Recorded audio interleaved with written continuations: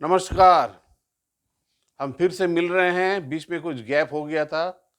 Voice of Joy की 11वीं कड़ी के साथ, और इस बार का हम लोग का हमारा विषय है और हम चर्चा करेंगे चंद मुट्ठी में बंद कोरोना वैक्सीन, ऐसे दस्तूर को मैं नहीं मानता, शायद आप भी नहीं मानेंगे। मैं आपको कुछ तथ्य हैं जिन्हें दोबारा आपके सामने रखना चाहूंगा, उसके बाद हम आगे बढ़ेंगे। कोरोना वायरस का महामारी बड़ा व्यापक हो गया है। दुनिया भर में करीब 8 करोड़ लोग संक्रमित हुए हैं और 17 लाख लोग मारे जा चुके हैं। ठीक है। इस कारण विश्व स्वास्थ्य संगठन ने चेतावनी जारी की है कि जब तक हर कोई को हम वैक्सीन लगाकर कोरोना से सुरक्षित तक नहीं कर लेते, तब तक कोई भी सुरक्षित नहीं रह पाएगा। जैसा कि पोलियो वैक्सीन जब दिया जा रहा था हमारे देश में, पल्स पोलियो, तब बताया जा रहा था एक भी बच्चा छूटा तो सुरक्षा चक्र टूटा। ठीक वैसे ही हर्ड इम्यूनिटी लाने के लिए या तो दो तरीके हो सकते हैं। या तो आप इस बात को मान लीजिए कि 70% दुनिया भर के 70% लोगों को कोरोना हो जाए और उनमें एक इम्यूनिटी डेवलप हो जाए, लेकिन क्या वो रिस्क ले पाएंगे? उसको हम भारत के उदाहरण समझाते हैं। 130 करोड़ की 1 अरब 30 करोड़ की आबादी है। 70%, 80%, 65% को यदि कोरोना होने दिया जाए, तब हमारे भारतीयों में इसके प्रति प्रतिरोध क्षमता उत्पन्न हो जाएगी।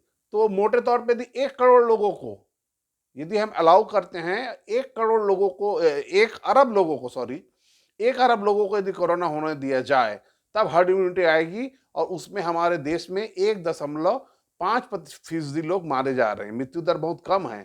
तो 1 करोड़ लोग, 1.5 करोड़ लोग का मर जाना क्या हम लोग सहन कर सकते हैं? जी नहीं, ये संभव नहीं है। इसलिए दुनिया भर में भी संभव नहीं है। इस कारण से बार बार कहा जा रहा है कि कोरोना के वैक्सीन को जल्द से जल्द बनाया जाए और इस वैक्सीन को लगाया जाए।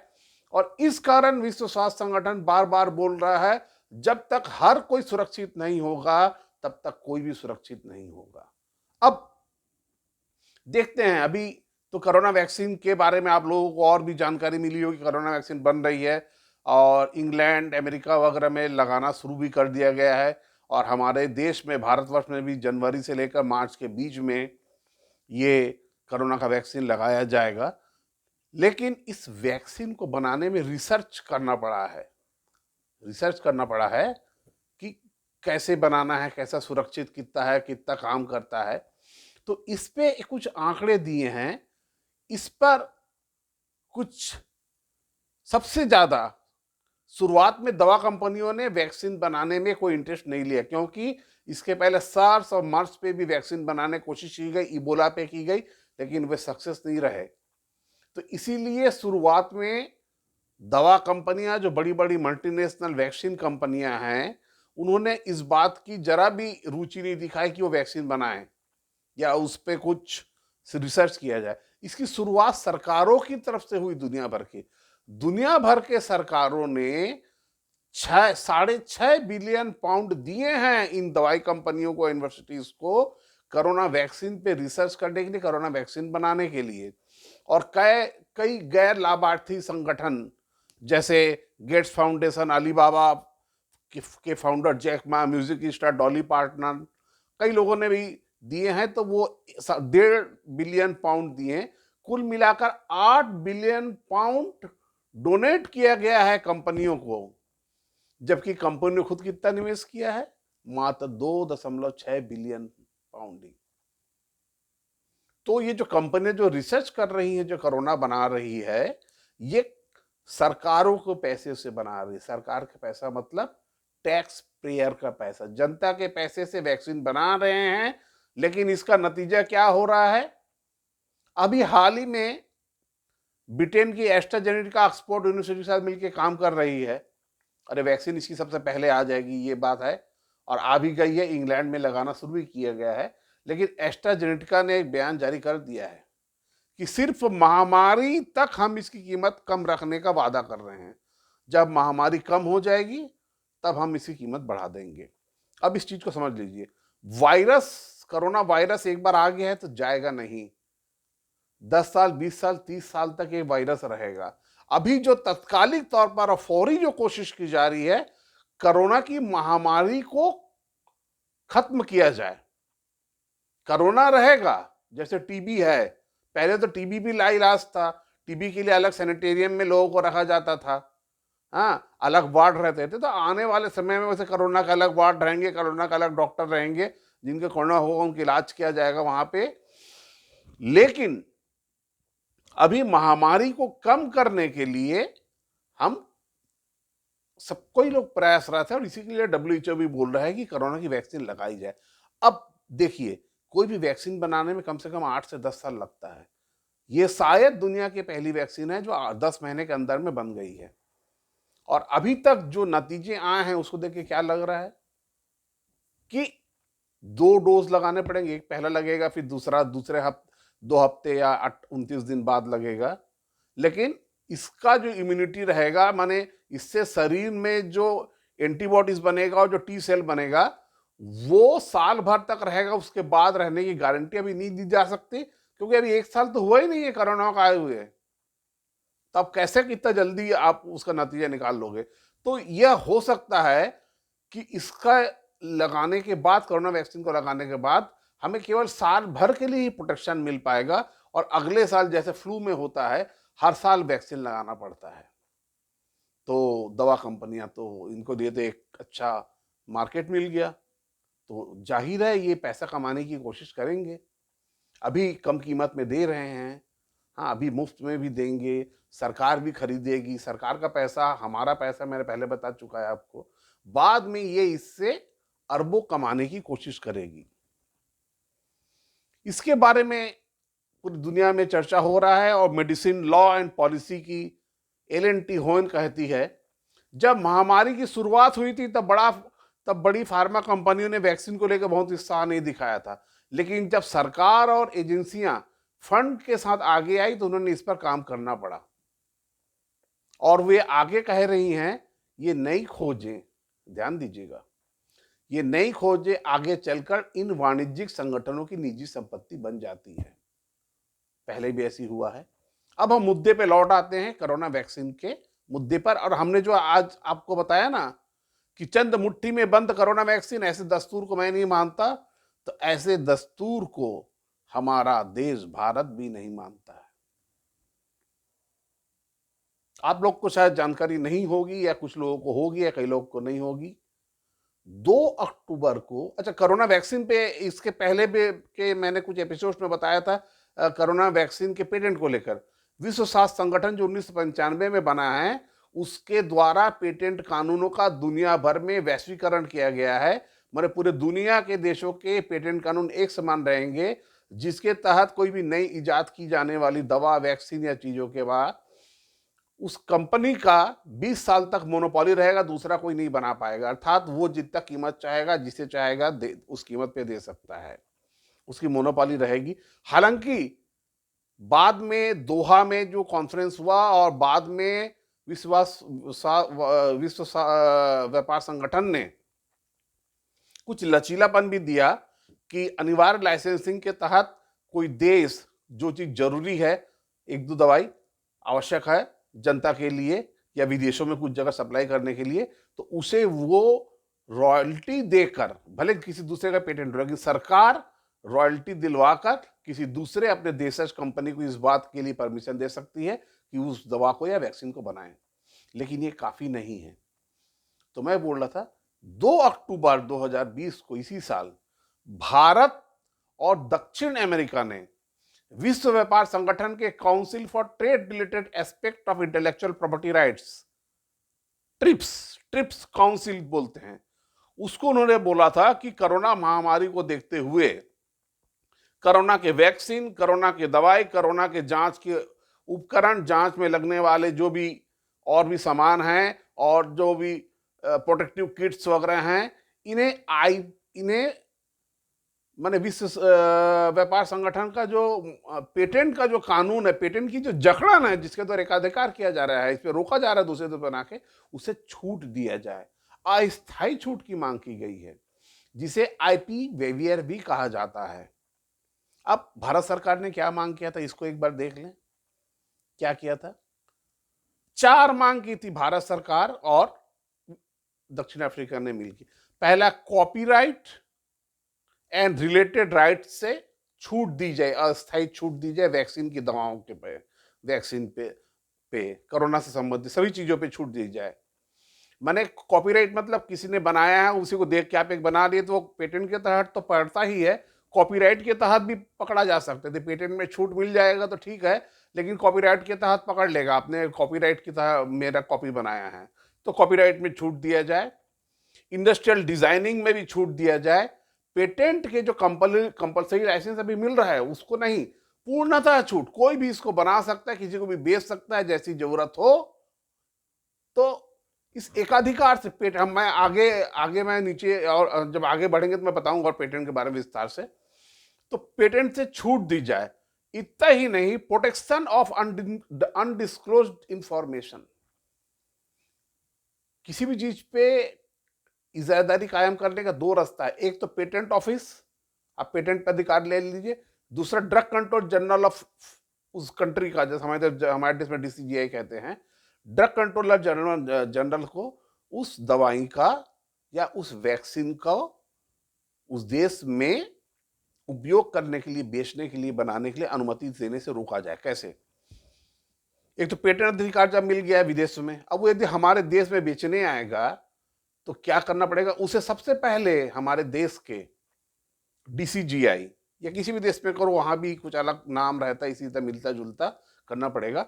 ड्रग ऑफिस से सबसे पहले सेफ्टी डाटा जमा करना पड़ता है और एफिकेसी का डाटा जमा करना पड़ता है।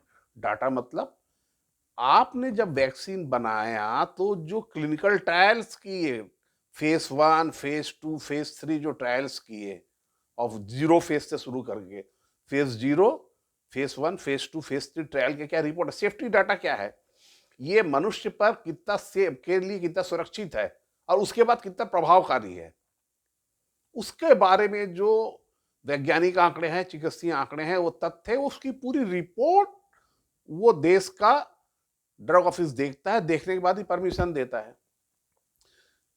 तो मल्टीनेशनल कंपनी ज्यादातर क्या करती है, और ये विश्व WTO का ये वो भी है कि डाटा एक्सक्लूसिविटी की एक उन्होंने वो दे के रखी है कि मान लीजिए कोई राइट दे के रखा है, मान लो कोई विदेशी कंपनी है, वो हमारे देश में कोई पेटेंटेड दवाई लाती है तो उसका पेटेंट अधिकार तो रहेगा ही।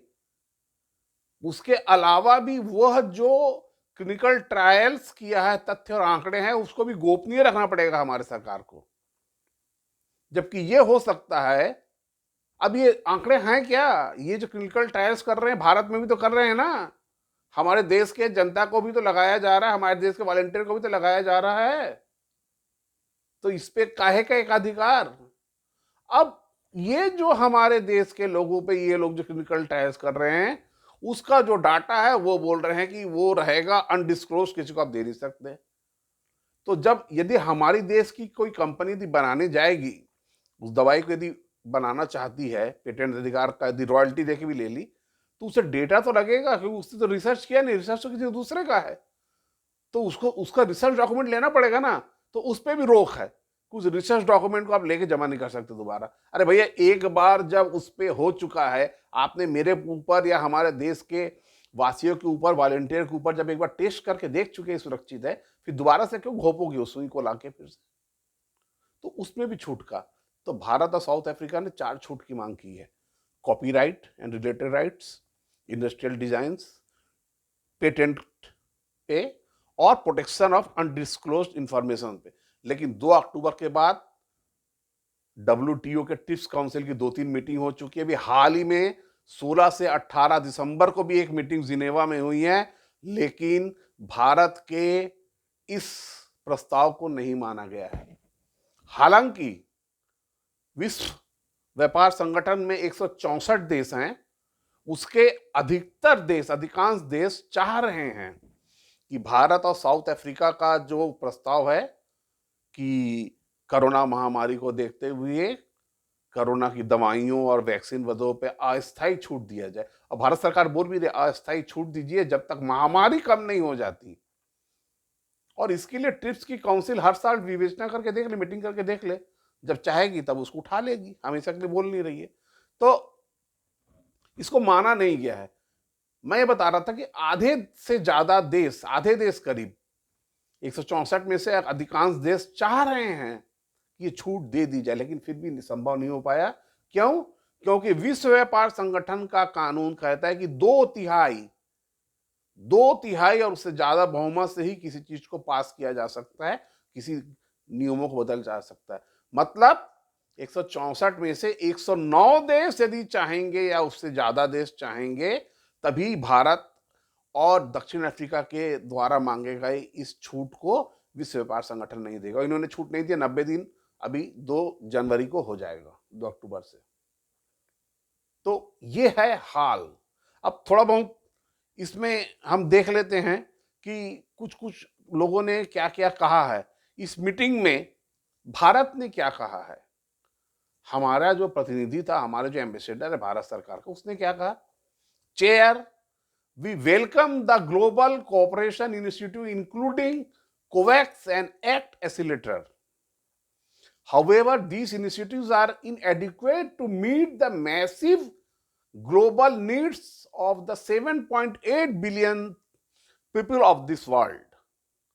None of the pharma companies developing the vaccine have joined WHO's CTAP initiative, which encourages voluntary contribution of IP technology and data to support global sharing and scale up of manufacturing and supply of COVID-19 medical product. इसे समझ में आ गया होगा कि दवाई company नहीं कर रही, इस कारण भारत सरकार ये मांग कर रही है कि विश्व व्यापार संगठन छूट जाए। इसमें आगे उन्होंने कहा है, compulsory licences are issued on a country by country, case by case and product by product basis, where every jurisdiction with IP would have to issue separate compulsory license, practically making collaboration among countries extremely onerous. While the proponents encourage the use of TRIPS flexibilities, the same are time consuming and cumbersome to implement. Hence, their use in context of COVID-19 pandemic does not present a visible option. माने जो छूट है, अभी भी लचीलापन है, वो इतना जटिल है, हर चीज के लिए लेना पड़ेगा, संभव नहीं। इसका ना हम एक ब्लैंकेट, पूरा एक अम्ब्रेला छूट चाह रहे हैं। अब डॉक्टरों का भी एक गैर सरकारी संगठन है, डॉक्टर्स विदाउट बॉर्डर्स, दुनिया भर के डॉक्टर्स का, उन्होंने भी इस काउंसिल को 17 अक्टूबर को एक अपील भेजा था। उसके कुछ अंश मैं पढ़ के सुना रहा हूं।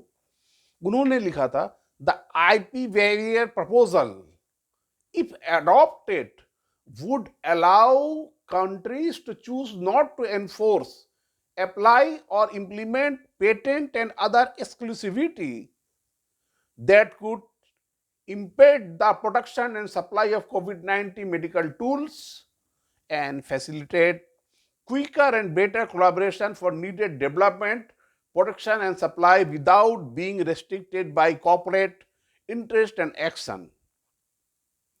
और ये डॉक्टर्स विदाउट बॉर्डर के पॉलिसी कोऑर्डिनेटर युआन क्वेन हु का कहना है, गवर्नमेंट मस्ट नॉट स्क्वांडर, गंवाए नहीं, government must not squander this historic opportunity and avoid repeating the painful lesson of the early years of the HIV/AIDS response. The proposal would give countries more ways to tackle the legal barriers to maximize production and supply of medical products needed for COVID-19 treatment and prevention. Bharat का समर्थन बाहर के लोग भी कर रहे हैं, पूरी दुनिया के लोग भी कर रहे हैं। और कट्स इंटरनेशनल ने तो हाल ही में कहा है माने ये 16 से 18 दिसंबर को जब ये कंक्लूड हो गया कि भारत की इस प्रपोजल को, दक्षिण प्रपोजल को अभी सहमति नहीं दी जा रही है, आगे दी जाएगी, तब कट्स इंटरनेशनल एक एनजीओ ने कहा है, we are deeply concern with the rejection of India and South Africa proposal on waiver of IPR on COVID-19 vaccine in the recent WTO TRIPS Council meeting, and there is a present pressing for a second version of the Doha Declaration on TRIPS and public health in order to deal the WTO, order to deal with the COVID-19 emergency. ये रहा। तो इस प्रकार आप देखेंगे कि विश्व व्यापार समझौता संगठन का जो समझौता है वास्तव में वो एक अन्यायपूर्ण समझौता है। 1995 के पहले तक इस WTO का कोई अस्तित्व नहीं था। कोई भी देश दूसरे देश के साथ व्यापार करना है, कुछ करना है, लेन देन करना है, तो आपस में द्विपक्षीय समझौते होते थे और एक गांठ बोल के एक तो मंच था, उसमें होता था। उसके इन लोगों ने WTO बदल लिया डंकल प्रस्ताव के माध्यम से। उसके डिटेल हम पहले बता चुके हैं, उसमें नहीं जा रहे हैं। उसके द्वारा पूरे दुनिया भर में क्या क्या होना चाहिए, कितनी सब्सिडी होनी चाहिए, कैसे टैक्स होना चाहिए, ट्रेड बैरियर्स कितना रहना चाहिए, ये सबको नियंत्रित कर रहे हैं। और ये वर्तमान में जो देख रहे हो भारत, दक्षिण अफ्रीका और जो दूसरे कई अन्य देश जो विकसित देशों का विरोध कर रहे हैं कोरोना वैक्सीन को लेकर, इस पेटेंट अधिकार को लेकर, इन्होंने पहले नहीं किया, अभी कर रहा है। इसे वास्तव में यदि देखा जाए तो ये विकसित और विकासशील देशों के बीच का जो कंट्राडिक्शन है वो है। दुनिया में कई प्रकार के अंतर्द्वंद और कंट्राडिक्शन रहते हैं, राजनीतिक, दर्शन शास्त्र और अर्थशास्त्र के हिसाब से। तो ये जो कंट्राडिक्शन है अभी जो हो रहा है कोरोना वैक्सीन को लेकर, विकसित देश, विकासशील देश, विकसित देशों के खिलाफ जो गोलबंद हो रहे हैं, उसे वो दरअसल विकसित देश और विकासशील देशों के बीच का टकराव या अंतर्द्वंद या कंट्राडिक्शन है। ठीक है, लेकिन इसके पीछे कारण भी है। हमारी सरकार, देश सरकार ऐसा नहीं है। क्यों चाह रही है? क्योंकि इसमें भारतीय कॉर्पोरेट का फायदा है। देख लीजिए, चीजों को समझिए बड़ा ध्यान से। ये क्यों उसका विरोध कर रहे हैं? ये भी कॉर्पोरेट का विरोध कर रहे हैं, मल्टीनेशनल कॉर्पोरेशन का कोरोना के मुद्दे पे विरोध कर रहे हैं। क्यों? क्योंकि इससे भारत के जो व्यापारी हैं दवा उद्योग के, आज भी भारत से 1 लाख करोड़ से ऊपर की दवाइयां और वैक्सीन विदेशों में भेजा जाता है। यदि ये छूट मिल जाती है तो ये कई गुना बढ़ जाएगा। और भारत के जो कॉर्पोरेट हैं, भारत की जनता नहीं, जनता को तो मिलेगा फ्री में दवाई, वो अलग बात है, भारत के कॉर्पोरेट को भी फायदा होगा क्योंकि विदेशों में माल बेचेगी। तो यहां से फिर कॉर्पोरेट शब्द आ गया, कंफ्यूज मत होइए। हमारे देश में वर्तमान में भी किसानों और कॉर्पोरेट को बीच में भी लड़ाई चल रही है कॉर्पोरेटीकरण के खिलाफ। तो ये भी एक कंट्राडिक्शन है। लेकिन ये हमारे देश के अंदर का कंट्राडिक्शन है। कौन सा कंट्राडिक्शन है? कॉर्पोरेट और किसान मजदूरों के बीच का अंतर्द्वंद कंट्राडिक्शन। तो 2 कंट्राडिक्शन मैंने आपको बताया, एक अंतर्राष्ट्रीय जो है और एक ये राष्ट्रीय पे है। वर्तमान में हमारे देश में किसानों का जो कॉर्पोरेटीकरण के खिलाफ जो संघर्ष चल रहा है, ये कंट्राडिक्शन इतना तेज हो गया है कि मीडिया इस अंतर्राष्ट्रीय कंट्राडिक्शन, जिसको मैंने बताया विकासशील और विकसित देशों के बीच में जो लड़ाई चल रही है, उसके बारे में बहुत विस्तार से जानकारी नहीं दे रहा है। कुल मिलाकर ट्रिप्स समझौता, WTO समझौता एक अन्यायपूर्ण समझौता है और हम इसका विरोध करते हैं। वर्तमान में मोदी सरकार इसका विरोध कर रही है। हम हालांकि कई मुद्दों पे, कई नीतियों के मामलों में हम मोदी सरकार का विरोध करते रहे हैं। इसके पहले हमने मनमोहन सरकार का भी विरोध किया है नीतियों के मुद्दे पे लेकर।